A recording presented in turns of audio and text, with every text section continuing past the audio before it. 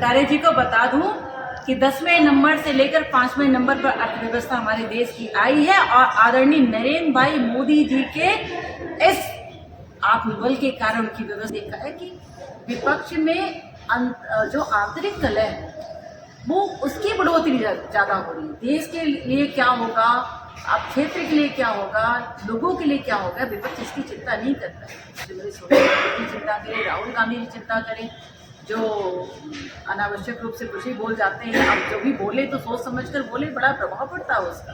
तो अब कांग्रेस के पास कोई काम है नहीं, अभी कोई विषय भी नहीं है, कोई काम भी नहीं है, देश के लिए कभी सोचा नहीं, जनता के लिए कभी सोचा नहीं।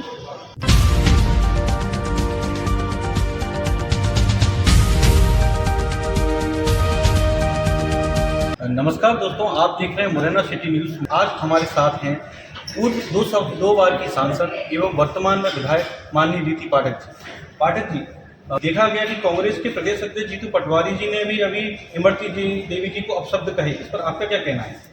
कांग्रेस को कुछ बोलने से पहले सबसे पहले अपने ऊपर विचार करना चाहिए कि लगातार उनके नेताओं के माध्यम से जो हमारी बहनें हैं उन पर जो टिप्पणियाँ की जा रही हैं, अशोभनीय टिप्पणियाँ की जा रही है, पहले तो उन पर विचार करना चाहिए और उन पर कार्रवाई करना चाहिए। तो मुझे लगता है कि जब एक उंगली हम किसी के ऊपर उठाते हैं तो बाकी की 4 उंगली, हमारे उंगली में से 4 उंगली हमारी तरफ इशारा करती हैं। इसलिए कांग्रेस को सबसे पहले कार्रवाई अपने भ्रष्ट और अपने जो, अब तो कहना नहीं चाहिए वरना लोग नाराज हो जाते हैं, बुरा भी मान लेते हैं। तो पहले ऐसे नेताओं की ओर देखना चाहिए जिनकी जो मानसिकता है, जिनकी जो दृष्टि है वो बहनों के प्रति, महिलाओं के प्रति अच्छी नहीं है। इसलिए अपने घर की ओर झांके तो बेहतर। कहना है कि माननीय प्रधानमंत्री जी अयोध्या में रैली से पहले राम मंदिर गए, वहीं उससे पहले कांग्रेस की लीडर राधिका खेड़ा ने भी कांग्रेस पार्टी को छोड़ दिया। तो ऐसा क्या कारण है कि जहां जहां भारतीय जनता पार्टी के कदम पड़ते हैं वहां कांग्रेस ही साथ छोड़ देते हैं? देखिए, ये तो लगातार हो ही रहा है। आप तो देख रहे हैं कि पूरा देश राममय हो गया है। आपने देखा कि रामलला की प्राण प्रतिष्ठा का समारोह हुआ, आमंत्रण भेजा गया एक ऐसे राजनीतिक दल को और उस राजनीतिक दल ने भगवान राम के आमंत्रण को अस्वीकार कर दिया। इससे बड़ा घिनौना स्वरूप राजनीति का और दल के सोच का नहीं देखा जा सकता और नहीं सोचा जा सकता। तो इसलिए जो उस दल में है उसको घुटन हो रही है। वो ये कह रहा है कि जो राम का नहीं है ना, वो किसी काम का नहीं है। इसलिए पूरा देश राममय वातावरण में परिवर्तित हो गया है, पूरा देश विकसित भारत की ओर अग्रसर हो गया है, पूरा देश ईमानदार छवि वाली यशस्वी नेतृत्व के साथ बढ़ रहा है और हर एक कार्यकर्ता, चाहे वो किसी भी दल के हो, वो ये चाहते हैं कि हम भारतीय जनता पार्टी में यशस्वी नेतृत्व के साथ कदम से कदम मिलाकर आगे बढ़ें और देश को विकसित होते हुए देखें और उसमें हम अपना योगदान।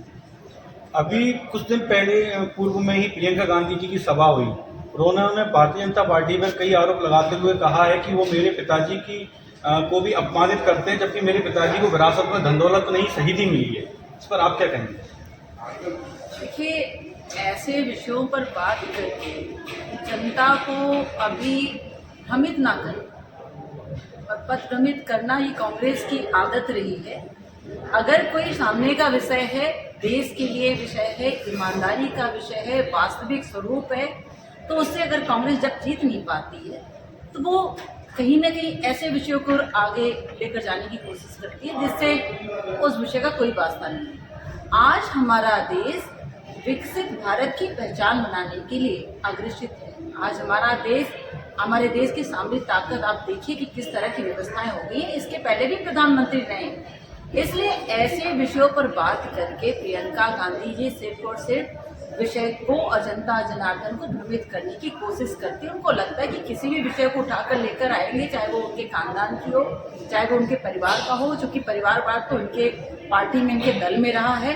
और मैं ऐसा मानती हूँ कि ये तो बहुत बार मैंने इनको ये भी कहते हुए सुना। अभी आपने देखा जिस तरह से आपने बात किया, तो उसमें भी बहुत बार उन्होंने बोला कि मैं तो लड़की हूँ, मैं तो लड़ सकती हूँ, मुझे किसी भी चीज़ से कोई है नहीं। तो मैं ऐसा मानती हूँ कि ये तो सिर्फ एक मुद्दे हैं, एक विषय है जिस पे जनता को भ्रमित करने की कोशिश की जा रही है, क्योंकि बहुत कठिन समय आ गया है इनके लिए। अपने लोगों को बचाना, हर मंच पे इनके विधायक इनको छोड़ रहे हैं, इनके महापौर इनको छोड़ रहे हैं, इनके वरिष्ठ नेता इनको छोड़ रहे हैं। और कोई विषय रह नहीं क्या है अभी बात करने के लिए। जातिवाद की राजनीति कांग्रेस पार्टी वाले कर रहे हैं। तो इसलिए मैं ऐसा मानती हूँ कि स्वयं की समीक्षा करनी चाहिए और बहुत करना चाहिए, तो देश के लिए बात करना चाहिए, विकास की बात करना चाहिए, जो 60 साल की राजनीति में इनके पास था नहीं, इसलिए पदभ्रमित करने की बात है। महिलाओं के लिए भारतीय जनता पार्टी ने काफ़ी सारी योजनाएं चलाई, जिसका असर कहीं ना कहीं विधानसभा चुनाव में बीजेपी को फायदा देखने को मिला। क्या वो योजना इस बार लोकसभा चुनाव में भी काम आएंगी? निश्चित रूप से, निश्चित रूप से। देखिए, ये योजनाएं नहीं हैं, ये सेवा है। और भारतीय जनता पार्टी का जो एक संकल्प है वो सेवा का संकल्प है और जमीन पर रहकर सेवा का संकल्प है। भारतीय जनता पार्टी के नरेंद्र भाई मोदी जी की एक खूबी 2014 में जब नरेंद्र भाई मोदी जी के नेतृत्व में हमारी सरकार बनी तो उन्होंने कई ऐसी योजनाएं अपने धरातल पर रखी, पहुंचाई। और उन योजनाओं के बारे में जब वो परिणित हो गई वो योजनाएं, तब हमने बात करना उसमें शुरू किया।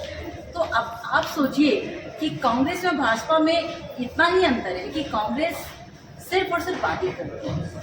कांग्रेस सिर्फ और सिर्फ झूठी बात करके, झूठी योजनाओं को के सपने दिखाकर और अपनी महत्वाकांक्षाओं को पूर्ण करने का कोशिश करती है। और जैसा कि उन 60 सालों में ये स्थितियां बनी हैं, चलता है। परंतु भारतीय जनता पार्टी एक ऐसी पार्टी है, एक ऐसा दल है जो सेवा के संकल्प को लेकर चलती है। आपने कहा कि महिलाओं की योजनाएं, तो निश्चित रूप से 27 साल पुराना एक विधेयक, नारी शक्ति बंधन विधेयक के रूप में हमने इस आरक्षण की बिल को पास करा, आप जानते हैं। इसके पहले भी कांग्रेस के प्रधानमंत्री थे भाई, वो भी पास करा सकते थे, बातें की जाती, पर इसमें एफर्ट नहीं किया गया, इसमें बात ही नहीं की गई, इसमें कोशिश ही नहीं की गई। तो चाहे प्रधानमंत्री आवास हो, चाहे उज्ज्वला योजना हो, चाहे आयुष्मान कार्ड हो, चाहे हमारी बहनों को और आत्मनिर्भर बनाने के लिए कई सारी योजनाएं हो, चाहे लाडली बहना हो, और हर तरह से जमीन से लेकर आज आसमान तक बहनों को आत्मनिर्भर कैसे बनाएं, भारतीय जनता पार्टी ने चिंता की है। और भारतीय जनता पार्टी के हमारे यशस्वी नेता ये चाहते हैं, नरेंद्र भाई मोदी जी चाहते हैं कि देश की आधी आबादी यदि सक्षम होगी, यदि सबल होगी, तभी ये देश आगे आने वाले समय में अपना एक सुंदर सुखद स्वरूप हम सबको प्रदर्शित कर सकते हैं। में एक कांग्रेस विधायक, महिला विधायक ने भी भारतीय जनता पार्टी की सदस्यता ली थी। अगर एक एक करके ऐसे विधायक बीजेपी में आते जाएंगे तो क्या आपको नहीं लगता आने वाली राजनीति विपक्ष विहीन हो जाएगी? अर्पित, मैंने आपसे पहले ही कहा कि बड़े बड़े पदाधिकारी, कोई भी मंच ऐसा भारतीय जनता पार्टी का नहीं है जिस मंच पे कि जहां पर चाहे बड़े नेता हो, चाहे छोटे कार्यकर्ता हो, जहां पर उन्होंने सदस्यता नहीं ली। तो आपने जो प्रियंका गांधी जी की बात की है, तो मैं आपके माध्यम से ये कहना चाहूँगी कि वो अपने परिवार की, अपने राजनीतिक दल की चिंता करें, दूसरों के विषय में वो बात ना करें, क्योंकि बहुत जरूरी है अपने दल को बचाना और बहुत आवश्यक है हमारे लिए विपक्ष का भी होना।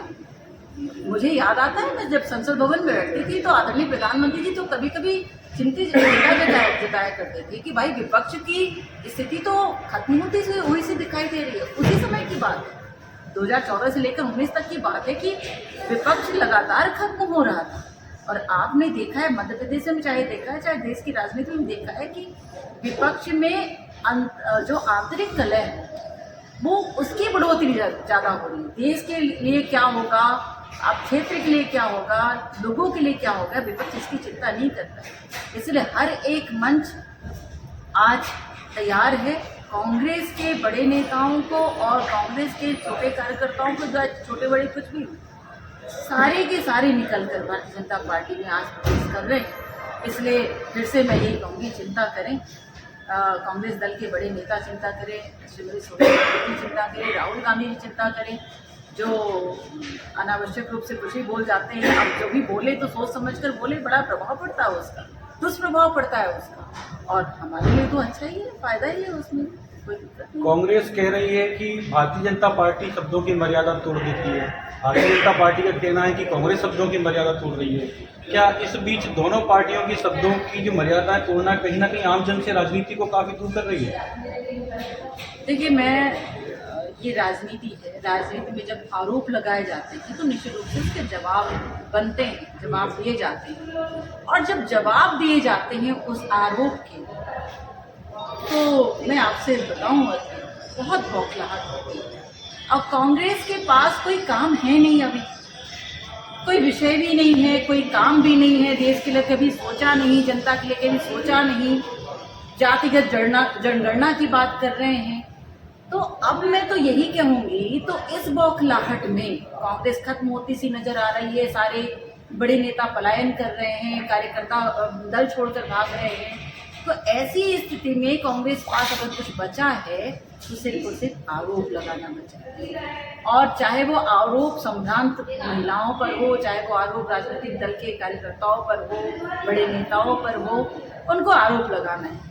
और अब इस आरोप के लिए जब उनको जवाब दिया जाता है तो उनको तिलमिलाहट होती है, उनको बेचैनी होती है, उनको मिर्ची लगती है, पेट में दर्द होता है। तो निश्चित रूप से ये बड़ा कठिन होता है सुनना कि जैसा हम बोले उसके जवाब में हमको अगर सुनना पड़ जाए तो फिर ये समझ में आता है कि अब तो सब बेकार है, खत्म हो गया। लेकिन मैं इतना जरूर कहना चाहूँगी कि भारतीय जनता पार्टी जनता जनार्दन के सम्मान और जनता एक सामाजिक व्यवस्था और सम्मान के लिए हमेशा ध्यान में रखती है। और हमेशा उन ऐसे उचित शब्दों को लेकर भारतीय जनता पार्टी आगे बढ़ती है कि जो हमारे समाज को, हमारे देश को कभी भी किसी भी अशोभनीय गति की ओर आगे नहीं बढ़ेगा।